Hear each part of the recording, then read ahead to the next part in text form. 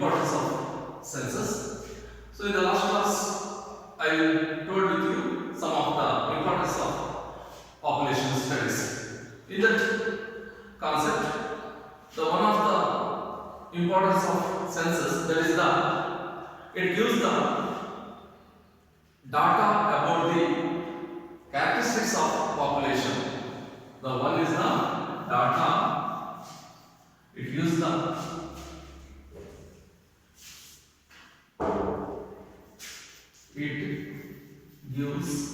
data about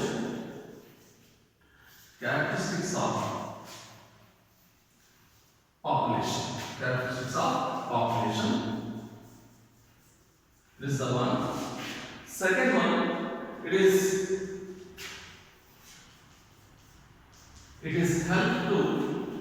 helps to administrators. And third one, it gives the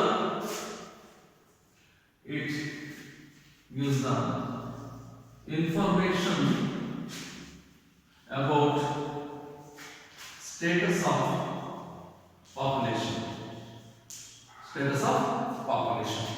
And the fourth one, it gives the information about vital events of population. So this whole concept we already discussed in the last class. Now let us discuss the another point, the another characteristics of the importance of the population census. So in connection of census, another importance, that is, it gives the information about the future of population. ಭವಿಷ್ಯದ ಜನರ ಬಗ್ಗೆ ಮಾಹಿತಿಯನ್ನು ನೀಡುತ್ತದೆ. Future of population ಅಂದ್ರೆ ಈ ಗಣತಿ ಅಂತಕ್ಕಂಥದ್ದೇನಿದೆ ಅದು ಭವಿಷ್ಯದ ಜನರ ಸಂಖ್ಯೆಗಳನ್ನು ತಿಳಿಸ್ತದೆ. ನಾನು ಈಗಾಗಲೇ ನಿಮಗೆ ಹೇಳಿದ ಹಾಗೆ ಜನಸಂಖ್ಯೆಯ ವಯಸ್ಸು ಮತ್ತು ಲಿಂಗ, ಏಜ್ ಅಂಡ್ ಸೆಕ್ಸ್ ಅಂತ ಹೇಳ್ತಾರೆ, ಲಿಂಗ ಮಾಹಿತಿ ಅಂತಕ್ಕಂಥದ್ದು ಮುಂದಿನ ದೇಶದ ಜನಸಂಖ್ಯೆಯ ಭವಿಷ್ಯವನ್ನು ನಿರ್ಧರಿಸ್ತದೆ. ಅಂದ್ರೆ ಪ್ರಸ್ತುತ ಇರತಕ್ಕಂಥ ಜನಸಂಖ್ಯೆ ನಾವು ಉದಾಹರಣೆಗೆ ತೆಗೆದುಕೊಂಡಾಗ 2011ರ ಜನಗಣತಿಯ ಪ್ರಕಾರ ನಮ್ಮಲ್ಲಿದ್ದಂತಹ ಒಟ್ಟು ಪಾಪ್ಯುಲೇಷನ್ ಅಂತ ಹೇಳಿದ್ರೆ 121 ಕ್ರೋರ್ಸ್, 121 ಕೋಟಿ. ಸೊ ಇದಕ್ಕೆ ಕಾರಣ ಏನಪ್ಪ ಅಂತ ಹೇಳಿದ್ರೆ ಪ್ರತಿ ನಿಮಿಷಕ್ಕೆ 1,000 ಜನಸಂಖ್ಯೆಗೆ 28 ಅದು ಬರ್ತ್ ರೇಟ್ ಇದೆ and 8th rate is the death rate. 28 birth rate and 8% is the death rate. According to this data, every year, prati varsha 1.70 crores of population will be increased. 1,70,00,000 ಜನಸಂಖ್ಯೆ ಜಾಸ್ತಿ ಆಗ್ತದೆ. ಇದಕ್ಕೆ ಕಾರಣವೇನು, ನಾವು ಹೇಗೆ ಅದನ್ನು ಅಂದಾಜು ಮಾಡ್ತೇವೆ ಅಂತ ಹೇಳಿದ್ರೆ death rate and birth rate at the same time age and sex, ಲಿಂಗ ಮತ್ತು ವಯಸ್ಸು ಅನ್ನೋದು ಕೂಡ ನಮಗೆ ಪೂರಕವಾಗಿರುತ್ತದೆ. ಸೊ ಒಟ್ಟು ಜನಸಂಖ್ಯೆಯಲ್ಲಿ ಇರ್ತಕ್ಕಂತಹ ಅಂದ್ರೆ ರೀಪ್ರೊಡಕ್ಟಿವ್ ಸ್ಪ್ಯಾನ್ ನಲ್ಲಿ ಇರ್ತಕ್ಕಂಥದ್ದು, reproductive span it is starting from the 11 to 13 years, what we call the puberty. From 11 to 32, it is continue to 45 years. In between puberty and menopause, in between the time is called the reproductive span. ಪುನರುತ್ಪಾದನಾ ಅವಧಿ ಅಂತ ಹೇಳಿ ಕರೀತಾರೆ. ಈ ಪುನರುತ್ಪಾದನಾ ಅವಧಿಯಲ್ಲಿ ಎಷ್ಟು ಜನ ಮಹಿಳೆಯರಿದ್ದಾರೆ, sex, ಲಿಂಗ, ಮಹಿಳೆಯರ ಸಂಖ್ಯೆ ಎಷ್ಟು ಜನ ಇದೆ, ಇವರೆಲ್ಲರೂ ಕೂಡ ಭಾರತಕ್ಕೆ ಸಂಬಂಧಪಟ್ಟಂತೆ 99.9% ಮಹಿಳೆಯರು ಮತ್ತು ಪುರುಷರು ವಿವಾಹ ಆಗ್ತಾರೆ. ವಿವಾಹಿತರಲ್ಲಿ 99% ಜನಗಳು ಖಂಡಿತ ಮಕ್ಕಳನ್ನು ಪಡೆಯುತ್ತಾರೆ. ಅದರ ಪರಿಣಾಮವಾಗಿ ಪ್ರತಿ 1000 ಜನಸಂಖ್ಯೆಗೆ 28 ಜನನವಾಗಿ 8 ಮರಣವಾಗುತ್ತದೆ. ಈ ಅಂಕಿಅಂಶವನ್ನು ತೆಗೆದುಕೊಂಡಾಗ ಒಂದು ವರ್ಷಕ್ಕೆ 1,70,00,000 ಜನಸಂಖ್ಯೆ ಆಗಿದೆ. ಅಂದ್ರೆ 2011ರಲ್ಲಿ 121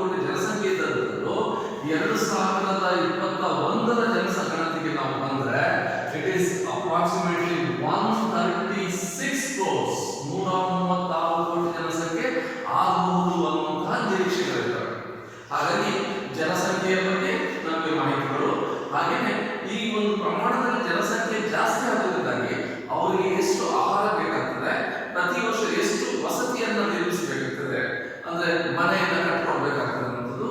ಈ 1,70,00,000 ಜನಸಂಖ್ಯೆ ಜಾಸ್ತಿ ಆಗೋದಕ್ಕೋಸ್ಕರ ಪ್ರತಿ ವರ್ಷ ನಮಗೆ ಕನಿಷ್ಠ 10 ದಶಲಕ್ಷ ಮನೆಗಳನ್ನು ಕಟ್ಕೊಳ್ಬೇಕಾಗ್ತದೆ. 10 ದಶಲಕ್ಷ ಮನೆಗಳನ್ನು ಕಟ್ಕೊಳ್ಬೇಕಾಗ್ತದೆ. It's not a possible and it is not a easy task also. So that's why just we can analyze the future of the population in the particular country. So census gives the information or the information about the future of population in the particular country. It is another importance of the census. ಹಾಗೆಯೇ ಮತ್ತೊಂದು ಜನಗಣತಿಯ ಪ್ರಾಮುಖ್ಯತೆ ಏನು ಅಂತ ನಾವು ನೋಡಿದಾಗ, in the concept of defense, in the concept of defense, it is also help in the concept of the defense. ರಕ್ಷಣಾ ವಿಷಯದಲ್ಲಿ ಕೂಡ ನಮಗೆ ಮಾಹಿತಿಯನ್ನ ನೀಡುತ್ತದೆ ಅನ್ನುವಂಥದ್ದು. ಅಂದ್ರೆ ಜನಗಣತಿ ಅಂತಕ್ಕಂಥದ್ದು ಯುದ್ಧದ ಸಂದರ್ಭದಲ್ಲಿ ರಾಷ್ಟ್ರದ ಮಿಲಿಟರಿ ಸಾಮರ್ಥ್ಯವನ್ನು ನಿರ್ಧರಿಸಲು ಹಾಗೂ ಶಕ್ತಿಯುತವಾದಂತಹ ಯುವಜನರ ಪ್ರಮಾಣ ಎಷ್ಟು ಇದೆ ಅನ್ನೋದನ್ನು ತಿಳಿದುಕೊಳ್ಳಲಿಕ್ಕೆ ಅದು ಜನಗಣತಿ ಸಹಾಯ ಮಾಡ್ತದೆ. ಜನಗಣತಿಯ ಸಂದರ್ಭದಲ್ಲಿ ನಾವು ಸಹಜವಾಗಿ ಜನರ ಒಂದು ಎಜುಕೇಶನ್, ನಂತರ ಅವರ status, male and female, then the physical stability etcetera, ಇವೆಲ್ಲವನ್ನು ನಾವು ಮಾಹಿತಿಯನ್ನು ಕಲೆಕ್ಟ್ ಮಾಡಿ. ಅಂದ್ರೆ ಜನಗಣತಿಯ ಸಂದರ್ಭದಲ್ಲಿ ಸಶಕ್ತ ಯುವಕರ ಪ್ರಮಾಣ ಎಷ್ಟು ಇದೆ ಅನ್ನೋದನ್ನ ನಾವು ಈ ಮೂಲಕ ಕಂಡುಕೊಂಡು ಹೋಗ್ತೇವೆ. ಇದರಿಂದ ಏನಾಗ್ತದೆ ಅಂತಂದ್ರೆ, ಸಹಜವಾಗಿ ಒಂದು ದೇಶ ಇನ್ನೊಂದು ದೇಶದ ಮೇಲೆ ಯುದ್ಧವನ್ನ ಘೋಷಿಸತಕ್ಕಂಥ ಸಂದರ್ಭದಲ್ಲಿ ತನ್ನ ಸೈನಿಕರನ್ನ ಅದು ಅವಲಂಬಿಸುತ್ತದೆ. ಹೇಗೆ ಯುದ್ಧೋಪಕರಣಗಳನ್ನ ಅದು ಅವಲಂಬಿಸುತ್ತದೋ ಹಾಗೆ ಸಶಕ್ತರಾದಂತಹ ಯುವಜನತೆಯನ್ನು ಕೂಡ ಅವಲಂಬಿಸುತ್ತದೆ. ಅದು ಈ ಇವತ್ತಿನ ಒಂದು ಟೈಮ್ನಲ್ಲಿ ಕೇವಲ ಸೈನಿಕರು ಅಂತ ಹೇಳಿದ್ರೆ ಪುರುಷರು ಮಾತ್ರ, ಆದ್ರೆ ಇವತ್ತು ಹಾಗಲ್ಲ. ಮಹಿಳಾ ಒಂದು ಮೀಸಲು ಪಡೆಗಳನ್ನು ಕೂಡ ನಾವು ಅದು ಏರ್ ಫೋರ್ಸ್ ಆಗಿರ್ಬೋದು, ನೇವಿ ಆಗಿರ್ಬೋದು, ಅಥವಾ ನಮ್ಮ ಮಿಲಿಟರಿ ಆರ್ಮಿ ಆಗಿರ್ಬೋದು, ಈ ಆರ್ಮಿದಲ್ಲೂ ಕೂಡ ಇವತ್ತು ನಾವು ಈ ಮಹಿಳಾ ವಿಂಗ್ಗಳನ್ನ ನೋಡ್ತಾ ಇದ್ದೇವೆ. ದೇಶದಲ್ಲೂ ಕೂಡ ಮಹಿಳಾ ವಿಂಗ್ಗಳನ್ನ ನೋಡ್ತಾ ಇದ್ದೇವೆ. ಹಾಗಾಗಿ ಒಂದು ದೇಶದ ರಕ್ಷಣೆಯ ವಿಷಯಕ್ಕೆ ಬಂದಾಗ ಅಲ್ಲಿ ಸೈನಿಕರು ಮಹತ್ವದ ಪಾತ್ರವನ್ನ ನಿರ್ವಹಿಸುತ್ತದೆ. ಆ ಬೇಕಾದಂತಹ ಸೈನಿಕರ ಸ್ಥಾನವನ್ನು ತುಂಬಲಿಕ್ಕೆ ನಮ್ಮ ದೇಶದಲ್ಲಿ ಯಾವ ಪ್ರಮಾಣದಲ್ಲಿ ಯುವಜನತೆ ಲಭ್ಯ ಇದೆ ಅನ್ನೋದ್ರ ಬಗ್ಗೆ ನಮಗೆ ಅಂಕಿಅಂಶಗಳನ್ನು ಕೊಡ್ತಕ್ಕಂಥದ್ದು ಯಾವುದು ಅಂತ ಹೇಳಿದ್ರೆ ಅದು ಜನಗಣತಿ ಆಗಿರ್ತದೆ. ಹಾಗಾಗಿ ಜನಗಣತಿಯಿಂದ ನಮಗೆ ಮತ್ತೊಂದು ಪ್ರಾಮುಖ್ಯತೆಗಳು ಲಭ್ಯವಾಗುತ್ತದೆ ಅನ್ನೋದು. And finally the another importance of the population census, that is the election. In the time of election, ಚುನಾವಣಾ ಸಂದರ್ಭದಲ್ಲೂ ಕೂಡ ಜನಗಣತಿ ಅನ್ನುವುದು ನಮಗೆ ಸಹಾಯ ಮಾಡ್ತದೆ. ಸೊ ಪ್ರಜಾಪ್ರಭುತ್ವದ ವ್ಯವಸ್ಥೆಯಲ್ಲಿ ಜನಗಣತಿಯ ಮಾಹಿತಿ ಅನ್ನುವುದು ಇನ್ನೂ ಒಂದು ರೀತಿಯಲ್ಲಿ ಉಪಯುಕ್ತ ಅನಿಸ್ತದೆ. ಅದು ಯಾವುದು ಅಂತ ಹೇಳಿದ್ರೆ in the field of election. So in the democracy, election is a important concept and its role is very precious in the democracy system. Because of that, every election before we can analyze the number of voters. ಚುನಾವಣೆ ವಿಶ್ಲೇಷಣೆ ಮಾಡುವುದಕ್ಕಿಂತ ಮುಂಚೆ ನಾವು ಅಲ್ಲಿರ್ತಕ್ಕಂತಹ ಮತದಾರರ ಸಂಖ್ಯೆಯನ್ನ ವಿಶ್ಲೇಷಣೆ ಮಾಡತಕ್ಕಂಥದ್ದು, ಮತದಾರರ ಸಂಖ್ಯೆಯನ್ನ ಗಮನಿಸತಕ್ಕಂಥದ್ದು ಬಹಳ ಮುಖ್ಯ. ಹಾಗೆಯೇ ಈ ಎಲೆಕ್ಟ್ರಲ್ ಕಾನ್ಸ್ಟಿಟ್ಯೂನ್ಸಿಗಳನ್ನ ಡಿವೈಡ್ ಮಾಡುವಾಗಲೂ ಕೂಡ ಅಲ್ಲಿರ್ತಕ್ಕಂತಹ ಪಾಪ್ಯುಲೇಷನ್ ಏನಿದೆ ಅದು ಪ್ರಮುಖ ಪಾತ್ರವನ್ನು ನಿರ್ವಹಿಸ್ತದೆ. ಅಂದ್ರೆ ಒಂದು MLA ಎಷ್ಟು ಜನಕ್ಕೆ ಒಬ್ಬ MLA, ಎಷ್ಟು ಲಕ್ಷ ಜನಗಳಿಗೆ ಒಬ್ಬ MP, ಎಷ್ಟು ಲಕ್ಷ ಜನಗಳಿಗೆ ಒಬ್ಬ ರಾಜ್ಯಸಭಾ ಸದಸ್ಯ, ಅಥವಾ ಎಷ್ಟು ಜನಕ್ಕೆ ಒಬ್ಬ ಮಂಡಲ ಮಜ್ಜಿಗೆ 400 ಜನ ಮತದಾರರ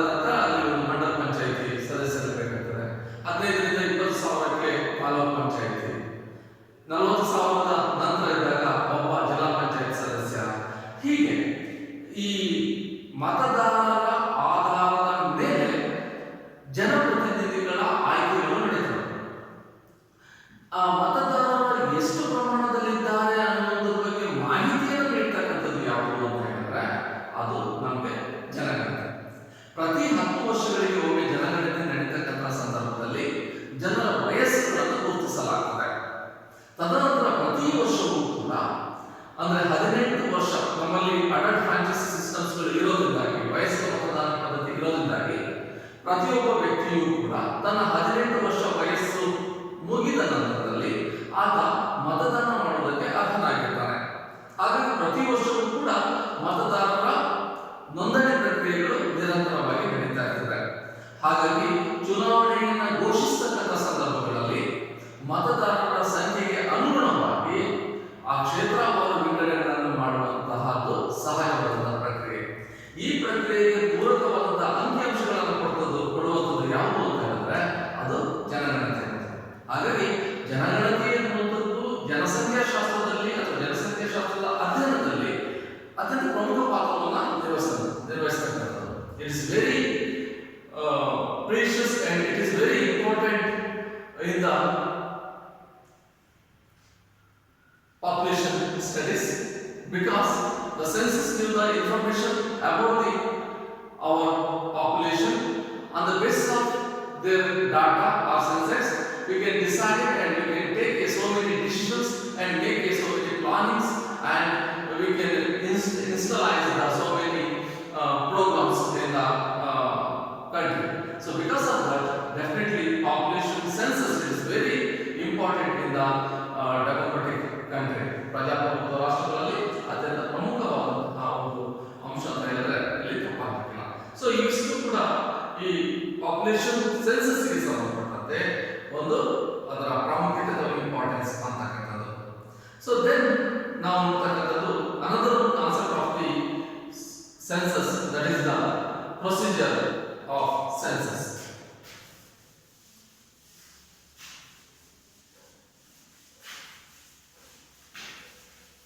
Procedure of census.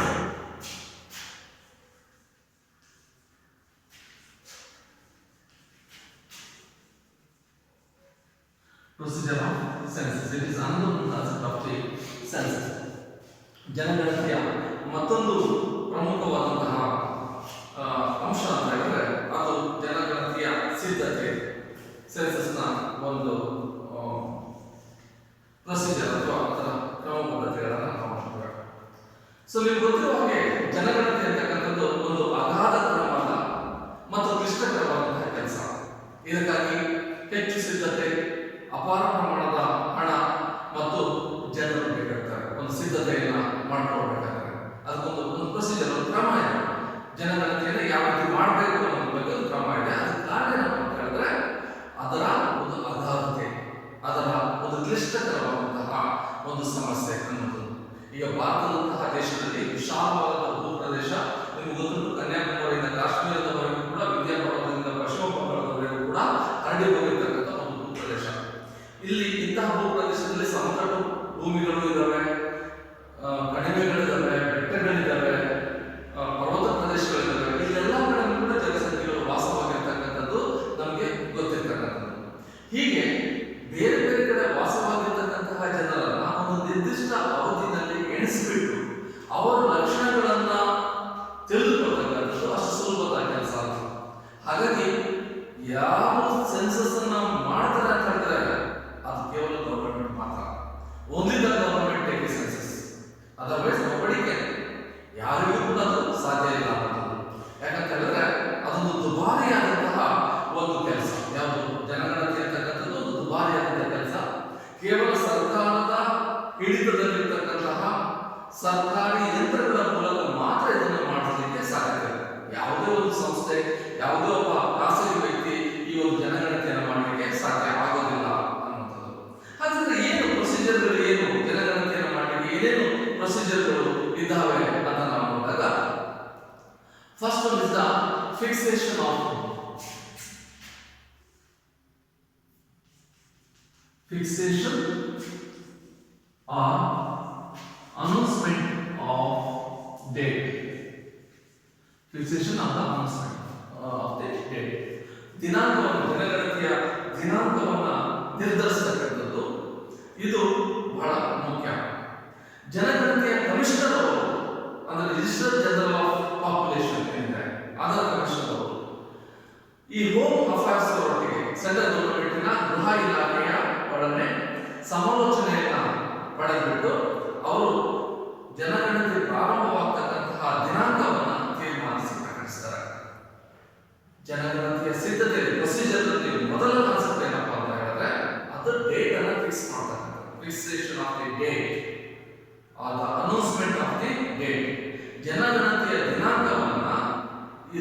ನಿರ್ಧರಿಸಬೇಕಾಗ್ತದೆ. ಇವರು ನಿರ್ಧರಿಸಿದ ನಂತರದಲ್ಲಿ ಅದನ್ನ ಗೆಜೆಟ್ ನಲ್ಲಿ ಪ್ರಕಟಿಸಬೇಕಾಗ್ತದೆ. ಗವರ್ನಮೆಂಟ್ ಆರ್ಡರ್ ಅನ್ನು ಮಾಡಬೇಕಾಗ್ತದೆ. ರಾಜ್ಯ ಪತ್ರಗಳಲ್ಲಿ ಅದನ್ನ ಪ್ರಕಟಿಸ್ತಾರೆ. ತದಾದ ನಂತರ ಈ ಮಾಸ್ ಮೀಡಿಯಾಗಳು ಏನಿವೆ, ಅದು ಪ್ರಿಂಟ್ ಮೀಡಿಯಾ ಆಗಿರ್ಬೋದು ಅಥವಾ ಆಡಿಯೋ ಮೀಡಿಯಾ ಅಂದರೆ ಪೇಪರ್ಸ್ಗಳು, radio, television, internet, Facebook etcetera ಏನು ಮಾಡರ್ನ್ ಮೀಡಿಯಾಗಳಿವೆ ಅವುಗಳನ್ನು ಅನೌನ್ಸ್ ಮಾಡಬೇಕಾಗ್ತದೆ. ಪ್ರತಿಯೊಬ್ಬ ಸಾರ್ವಜನಿಕರಿಗೂ ಕೂಡ, ಪ್ರತಿಯೊಬ್ಬ ದೇಶದ ಪ್ರತಿಯೊಬ್ಬ ವ್ಯಕ್ತಿಗೂ ಕೂಡ ಈ ಸಾರ್ವಜನಿಕ ಸಂಪರ್ಕ ಮಾಧ್ಯಮಗಳಲ್ಲಿ ಪ್ರಕಟಿಸುವುದರ ಮೂಲಕ ಅವರಿಗೆ ಮಾಹಿತಿಗಳನ್ನು ತಿಳಿಸಬೇಕಾಗ್ತದೆ. ಹಾಗಾಗಿ ಜನಗಣತಿಯ ಸಿದ್ಧತೆಯಲ್ಲಿ ಮೊದಲನೇ ಅಂಶ ಅಂತ ಹೇಳಿದ್ರೆ ಅದು ಜನಗಣತಿಯ ದಿನಾಂಕವನ್ನು ನಿಗದಿಪಡಿಸತಕ್ಕಂಥದ್ದು. ಎರಡನೇದಾಗಿ ನಾವು ನೋಡ್ತಕ್ಕಂಥದ್ದು ಜನಗಣತಿಯ ಭೌಗೋಳಿಕ ವ್ಯಾಪ್ತಿಯನ್ನು ನಿರ್ಧರಿಸತಕ್ಕಂಥದ್ದು. Boundary, the fixation of the boundary limit. ಅಂದ್ರೆ ಒಂದು ಜನಗಣತಿಯನ್ನ ನಡೆಸತಕ್ಕಂಥ ಸಂದರ್ಭದಲ್ಲಿ ಅದರ ಭೌಗೋಳಿಕ ವ್ಯಾಪ್ತಿಯನ್ನ ನಾವು ನಿರ್ದಿಷ್ಟಪಡಿಸಬೇಕಾಗುತ್ತದೆ. ಈಗ ಭಾರತಕ್ಕೆ ಸಂಬಂಧಪಟ್ಟಂತೆ ಇಡೀ ದೇಶವನ್ನ ರಾಜ್ಯಗಳನ್ನಾಗಿ ವಿಭಜಿಸಿದ್ದಾರೆ, ರಾಜ್ಯಗಳನ್ನ ಜಿಲ್ಲೆಗಳಾಗಿ ವಿಭಜಿಸಿದ್ದಾರೆ, ಕೇಂದ್ರಾಡಳಿತ ಪ್ರದೇಶಗಳನ್ನಾಗಿ ವಿಭಜಿಸಿಕೊಂಡಿದ್ದಾರೆ, ಹಾಗೆಯೇ ತಾಲೂಕುಗಳನ್ನಾಗಿ, ಗ್ರಾಮಗಳನ್ನಾಗಿ, ಜಿಲ್ಲೆಗಳನ್ನಾಗಿ ಅದನ್ನ ವರ್ಗೀಕರಿಸಿಕೊಂಡಿರ್ತಕ್ಕಂಥ ಗೊತ್ತಿರ್ತಕ್ಕಂಥ ವಿಷಯ. ಜನಗಣತಿ ಕೆಲವು ಸಂದರ್ಭದಲ್ಲಿ ಇಡೀ ದೇಶಕ್ಕೆ ಸಂಬಂಧಪಟ್ಟಂತೆ ಏಕಕಾಲದಲ್ಲಿ ನಡೆಯದೇ ಇರುತ್ತದೆ. ಯಾವುದೋ ಒಂದು ಕಾರಣಗಳಿಗಾಗಿ ಅಂತಹ ಸಂದರ್ಭದಲ್ಲಿ ಯಾವ ಭೂಪ್ರದೇಶಗಳನ್ನು, ಯಾವ ಗಡಿ ಭಾಗಗಳನ್ನ ಜನಗಣತಿಗೆ ಒಳಪಡಿಸಲಾಗ್ತಾ ಇದೆ ಅನ್ನೋದರ ಬಗ್ಗೆ ಒಂದು ಲಿಮಿಟ್ ಅನ್ನು, ಒಂದು ಭೌಗೋಳಿಕ ವ್ಯಾಪ್ತಿಯನ್ನು ನಿರ್ಧರಿಸತಕ್ಕಂಥದ್ದು ಎರಡನೇ. ಮೂರನೇದಾಗಿ preparation of the schedule of the question, schedule of question ಇದು ಮತ್ತೊಂದು, ಅಂದ್ರೆ ಅನುಸೂಚಿ ಮತ್ತು ಪ್ರಶ್ನಾವಳಿಯನ್ನ ತಯಾರಿಸತಕ್ಕಂಥದ್ದು. So schedule is nothing but of the question. Question means it is the set of questions. ಪ್ರಶ್ನೆಗಳ ಒಂದು ಪಟ್ಟಿ ಅದು. ಅನುಸೂಚಿ ಅಂತಕ್ಕಂಥದ್ದು ಕೂಡ ಪ್ರಶ್ನೆ. So there is some difference between the schedule and question. ಎರಡು ಪ್ರಶ್ನೆಗಳ ಪಟ್ಟಿ ಸ್ವಲ್ಪ ವ್ಯತ್ಯಾಸ. ಅನುಸೂಚಿಯಲ್ಲಿ ಏನಾಗ್ತದೆ ಅಂತ ಹೇಳಿದ್ರೆ ಸಂಶೋಧಕ ಅಥವಾ ಗಣತಿದಾರ ತಾನೇ ಪ್ರಶ್ನೆಗಳನ್ನು ಕೇಳ್ಬಿಟ್ಟು ಅವ್ರ ಕೊಟ್ಟಂತ ಉತ್ತರವನ್ನು ಬಂದ್ಕೊಂಡ್ಬಿಟ್ಟು ಅವರಿಗೆ ಸಹಿಯನ್ನು ತೆಗೆದುಕೊಳ್ತಾರೆ. ಆದ್ರೆ ಪ್ರಶ್ನಾವಳಿಯಲ್ಲಿ ಏನಾಗ್ತದೆ ಅಂತ ಹೇಳಿದ್ರೆ ಸಂಶೋಧಕ ಪ್ರಶ್ನೆಗಳ ಪಟ್ಟಿಯನ್ನ ಆ ಮಾಹಿತಿ ಕೊಡುವಂತ ಗಣಕರಿಗೆ ಮಾಹಿತಿಯನ್ನು ಕೊಟ್ಬಿಟ್ಟು ಅವ್ರು ಕೊಟ್ಟಂತ ಮಾಹಿತಿಯನ್ನು ದಾಖಲೆ ಹಾಕ್ತಾರೆ. ಇದೊಂದು ವ್ಯತ್ಯಾಸ ಅಷ್ಟೇ. ಹಾಗಾಗಿ ಜನಗಣತಿಯನ್ನು ಮಾಡುವುದಕ್ಕಿಂತ ಮುಂಚೆ ರಿಜಿಸ್ಟ್ರಾರ್ ಜನರಲ್ ಆಫ್ ಪಾಪ್ಯುಲೇಷನ್ ಅವರು ಹೋಮ್ ಅಫೇರ್ಸ್ ಅವರೊಟ್ಟಿಗೆ ಚರ್ಚೆಯನ್ನು ಮಾಡಿಬಿಟ್ಟು ಈ ಸಲ ಏನೇನು ಮಾಹಿತಿಯನ್ನು ಕಲೆ ಹಾಕಬೇಕು ಜನರಿಂದ ಅನ್ನೋದ್ರ ಬಗ್ಗೆ ಒಂದು ಚರ್ಚೆಗಳನ್ನು ಮಾಡ್ತಾರೆ, ಸಭೆಗಳನ್ನು ನಡೆಸ್ತಾರೆ. ಅಂತಿಮ ತೀರ್ಮಾನದಲ್ಲಿ ಏನೇನು ಮಾಹಿತಿಗಳನ್ನು ಪಡೆಯಬೇಕಂತ ತಿಳ್ಕೊಂಡಿರ್ತಾರೋ ಅಥವಾ ಗೊತ್ತು ಮಾಡಲಾಗ್ತದೋ ಅದಕ್ಕೆ ಸಂಬಂಧಪಟ್ಟಂತೆ ಪ್ರಶ್ನೆಗಳನ್ನ ತಯಾರಿಸಿಕೊಳ್ತಾರೆ. ಆ ಪ್ರಶ್ನೆಗಳ ಒಂದು ಪ್ರಶ್ನಾವಳಿಯನ್ನ ಟೈಪ್ ಮಾಡಿಬಿಟ್ಟು ಅದನ್ನ ಜನರಿಗೆ ಕಳಿಸ್ತಕ್ಕಂಥದ್ದು ನಾವು. ಇದಾದ ನಂತರದಲ್ಲಿ ಮತ್ತೊಂದು ಅಂಶ ಅಂತ ಹೇಳಿದ್ರೆ ಭೂಪಟಗಳನ್ನು ತಯಾರಿಸತಕ್ಕಂಥದ್ದು ಮತ್ತು ಪ್ರದೇಶಗಳನ್ನು ಗುರುತಿಸ್ತಕ್ಕಂಥದ್ದು. ಪ್ರಿಪರೇಷನ್ ಆಫ್ ದಿ ಮ್ಯಾಪ್, ಭೂಪಟ. ಭೌಗೋಳಿಕ ಎಲ್ಲೆಗಳನ್ನ ಹೇಳ್ತಾರೆ. ಕರ್ನಾಟಕ ರಾಜ್ಯದಲ್ಲಿ ನಡೀತದೆ ಅಥವಾ ಲಕ್ಷದ್ವೀಪದಲ್ಲಿ ನಡೀತದೆ ಅಥವಾ ಚಂಡೀಗಢದಲ್ಲಿ ನಡೀತದೆ ಅಂತ ಹೇಳ್ತಾರೆ. ಆದ್ರೆ ಚಂಡೀಗಢನ ಒಂದು ಮ್ಯಾಪ್ ಹಾಕಿದ್ರೆ ಅಥವಾ ಕರ್ನಾಟಕ ರಾಜ್ಯದಲ್ಲಿ ಇರತಕ್ಕಂತಹ 30 ಜಿಲ್ಲೆಗಳು ಪ್ಲಸ್ 1, ಆ 30 ಜಿಲ್ಲೆಗಳ ಒಂದು ವ್ಯಾಪ್ತಿ ಎಷ್ಟು, ಅದರ ಭೌಗೋಳಿಕ ಎಲ್ಲೆ ಏನು, ಎಲ್ಲೆಲ್ಲಿ ಮತ್ತೆ ಪ್ರತಿಯೊಬ್ಬ ಗಣತಿದಾರನಿಗೂ ಕೂಡ ಎಷ್ಟೆಷ್ಟು ಮನೆಗಳನ್ನ, ಎಷ್ಟೆಷ್ಟು ಜನರನ್ನ ಅಲಾಟ್ ಮಾಡಲಾಗಿದೆ ಅನ್ನೋದ್ರ ಬಗ್ಗೆ ಒಂದು ಮ್ಯಾಪ್ಗಳನ್ನ ಮಾಡಿಬಿಟ್ಟು ಅದನ್ನು ಪ್ರತಿಯೊಬ್ಬ ಗಣತಿದಾರನಿಗೆ ಕೊಡ್ತಾರೆ. ತನ್ಮೂಲಕ ಜನಗಣತಿಯನ್ನು ಮಾಡಲಿಕ್ಕೆ ಸಾಧ್ಯ ಇದೆ. ಇದು ಮತ್ತೊಂದು ಪ್ರೊಸೀಜರ್. ಹಾಗೆ ಸಂಬಂಧಪಟ್ಟಂತೆ ಇನ್ನಷ್ಟು ಅದರ ಪ್ರಕ್ರಿಯೆಗಳಿವೆ. ಅದನ್ನ ಖಂಡಿತ ಮುಂದಿನ ತರಗತಿಗಳಲ್ಲಿ ನಾವು ಡಿಸ್ಕಸ್ ಮಾಡೋಣ. ಅದರ ಬಗ್ಗೆ ಮಾಹಿತಿಯನ್ನು ಕೊಡ್ತೇನೆ. Okay, continue the next class. Thank you.